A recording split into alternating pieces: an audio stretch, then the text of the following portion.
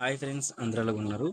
ఇవాళ వీడియోలో వచ్చేసరికి ఏపీ ఎంసెట్ 2020కి సంబంధించి 22nd షిఫ్ట్‌న అంటే ఇవాళ 22nd రోజున మనకి షిఫ్ట్ 1 మార్నింగ్ షిఫ్ట్‌లోని అసలు క్వెషన్ పేపర్ ఏ విధంగా ఉంది? మొత్తం అనాలిసిస్ చేద్దామండి. ఎట్లాగా మనకి ఓవరాల్‌గా ఇచ్చారు, ఫిజిక్స్ ఏ విధంగా ఇచ్చారు, మ్యాథ్స్ ఏ విధంగా ఇచ్చారు, దాంతో పాటు కెమిస్ట్రీ అనేది మనకి ఏ విధంగా ఇచ్చారని చెప్పేసి మొత్తం తెలుసుకోబోతున్నాం.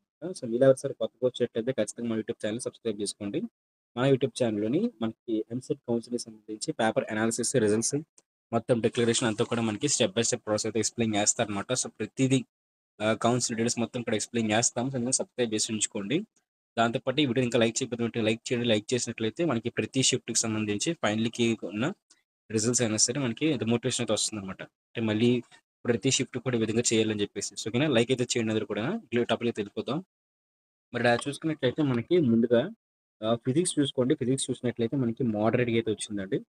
ఫిజిక్స్ అనేది ఏదైతే ఉందో ఫిజిక్స్ అనేది మనకి కొంచెం మోడరేట్‌గా ఇచ్చారు. ఆహ్, కొ చాలా క్వెషన్స్ కూడా మనకి ఫార్ములా బేస్డ్ అయితే ఇచ్చారనమాట. అలాగే మనకి ట్రిక్కీ క్వెషన్స్ కూడా అయితే వచ్చాయన్నమాట. ఓకేనా? అట్లాగా మీరు డైరెక్ట్‌గా ఆన్సర్ తెలుసుకునే విధంగా కాకుండా కొంచెం ట్రిక్స్ కూడా యూజ్ చేసి ట్రిక్కీ క్వెషన్స్ అయితే ఇవ్వడం జరిగింది. అయితే పేపర్ ఓవరాల్‌గా ఎట్లా ఉందని చూసుకున్నట్లయితే మనకి థియరీతో పాటు కొంచెం న్యూమరికల్ వాల్యూస్‌తో పాటు క్వెషన్ పేపర్ అయితే ఇచ్చారన్నమాట. ఏదైతే ఫిజిక్స్ సబ్జెక్ట్ ఉందో ఫిజిక్స్ సబ్జెక్ట్‌కి అయితే ఈ విధంగా అయితే ఉంది. అట్లాగే మనకి కెమిస్ట్రీ చూసుకున్నట్లయితే కెమిస్ట్రీ అనేది మోస్ట్‌లీ డైరెక్ట్ క్వెషన్‌లయితే ఇచ్చారండి. కొంచెం ఈజీ టు మోడరేట్ అయితుంది. ఫిజిక్స్ చూసినట్లయితే మనకి మోడరేట్‌గా అయితే ఉంది.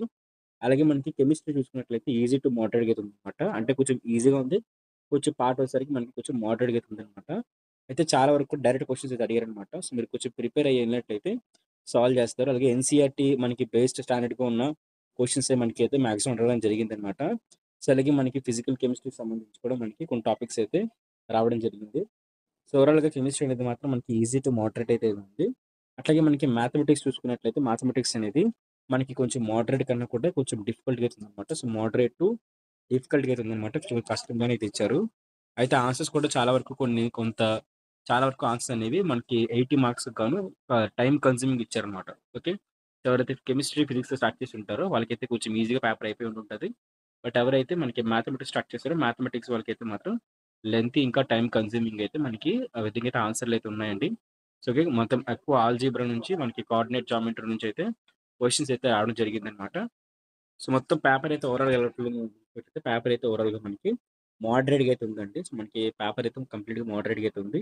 అట్లాగే మనకి స్టూడెంట్స్ అనేవాళ్ళు కూడా ఎక్కువ మ్యాథ్స్‌లోనే ఎక్కువ ఇబ్బంది పడ్డారని చెప్పేసి తెలుస్తుందనమాట. మ్యాథ్స్‌లోనే మనకి ఎక్కువ టైమ్ అయితే కన్జ్యూమ్ అయితే అయిపోయింది. అలాగే మనకి ఇక్కడ చూసుకున్నట్లయితే ఎంత వరకు ఓకే.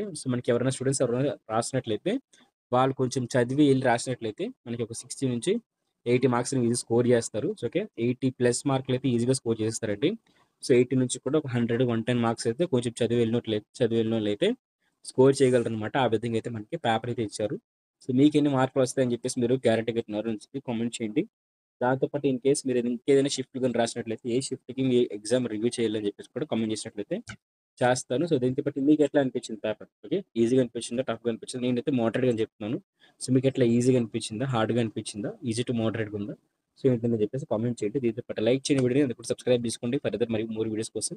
అలాగే దీనికి సంబంధించి పేపర్ డిస్కషన్స్ అంటే మీ పేపర్ ఎక్స్‌పీరియన్స్ ఎట్లా ఉందని చెప్పేసి మీరు మన టెలిగ్రామ్ ఛానెల్‌కైతే వచ్చి అక్కడ మీరు మీ ఓవరాల్ పెర్ఫార్మన్స్ అంటే మీకెట్లా అనిపించింది పేపర్ అని చెప్పేసి మీరు రాసి అంటే టైప్ చేసి ఇక్కడ మెసేజ్ చేయొచ్చనమాట. మీ పేపర్ ఎట్లా అనిపించిందని చెప్పేసి. దీన్ని బట్టి మనకు అర్థమవుతుంది పేపర్ అనేది ఈ విధంగా వచ్చిందని చెప్పేసి. అట్లాగే ప్రతి సెషన్ వాళ్ళు కూడా చేయండి. మీరు కూడా మీ ఫ్రెండ్స్‌కి చేయమని చెప్పండి.